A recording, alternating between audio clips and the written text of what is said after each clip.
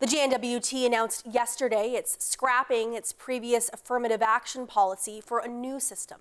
The biggest change is that Northerners, or longtime residents, will no longer be given priority. Instead, priority will go to all Indigenous Canadians, regardless of where they're from.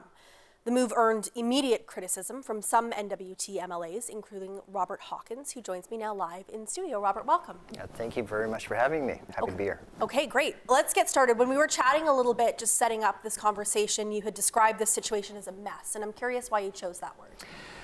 Well, I think, for starters, this feels like a betrayal of all Northerners, both Priority 1, Indigenous, and non-Indigenous long-term Northerners. So people feel as if they've been sold out by their government over a principle of saying, this isn't workable. My challenge back is, there's been plenty of ways to make this policy workable. And the fact is, the communication of it as well has been terrible. I spoke to an Indigenous leader today who frankly said they were surprised and very upset about the direction going. They were true to the fact by saying, yeah, we were consulted back in 2022 about this, but it was more, in their view, and the way I understood it, is a drive-by consultation. In other words, Indigenous employment numbers are low. We've got a strategy to change that. So my worry all along was, have you communicated that message on what that would look like? And frankly, I find it appalling that they didn't go through the specifics of, and the mechanisms of how people would see them.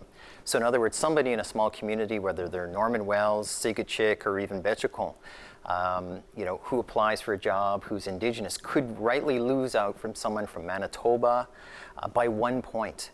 Could you imagine someone from Nova Scotia beating someone in Fort McPherson over 1 job evaluation point? I mean, it's going to cause frustration and disruption that people don't have a preference in their own community, in their own territory.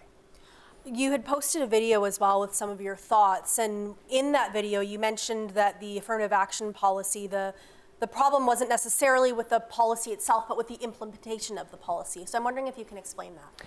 Well, frankly, they don't measure it properly and they don't evaluate it properly. So my frustration, even when they started talking about it after I was reelected last year, originally they brought the draft concept to us, and immediately the committee was no, no, no. This is not good.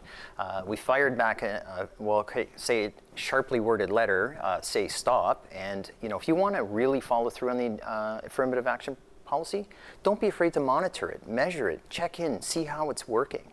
And that's fundamentally half the broken problem right there. The other thing is, now the minister will be right, it doesn't fall under her sort of overall shingle of responsibility, but look what's just happened recently. We've had 3 deputy ministers appointed, and none of them are Indigenous that I'm aware of.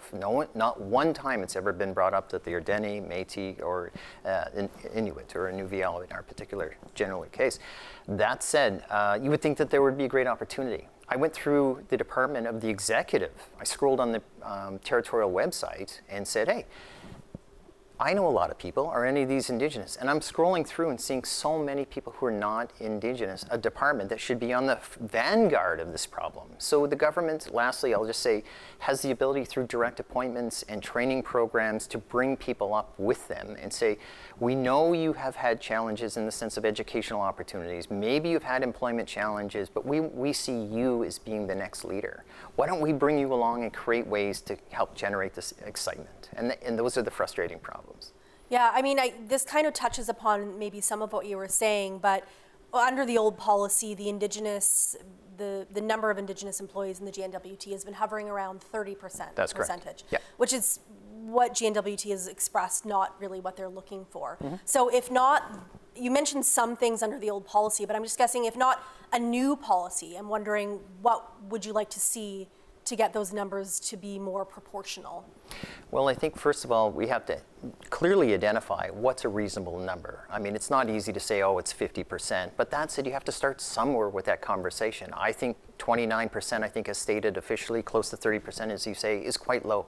But if you look at it, the higher numbers of Indigenous employment are the lower entry-level positions, not the managers, senior managers, or the executives. And the government at any time can start appointing people. Every cabinet meeting has the ability to do direct appointments. They're all done in secret, so in other words, we don't know who they're appointing, why they're appointing, where they're appointing them, and most of the staff in those departments wouldn't have any idea. Somebody comes to work on one day as a temporary employee, the next day they're a permanent employee. No one would know the difference. One of the things I've asked for accountability is how do we communicate that as well? I mean, I believe direct appointments make perfect sense in certain circumstances. How are we getting someone who can do to do more?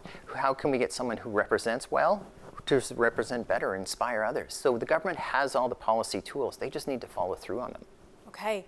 And then really quickly, just to ask you to maybe sum up what you were hearing from Indigenous leaders as well. You pointed a little bit to that in our first question, but I wonder just what you're hearing from the public for feedback for this. Well, so far my email and my Facebook Messenger have had a lot of very short messages in the sense of they're direct to the point. They're mad, feel betrayed, anger, and I'm saying articulate them, get them out there. Don't just send them to me, send them to your MLA, send them to the media, say them on Facebook. I'm telling people, just make sure it's communicated properly.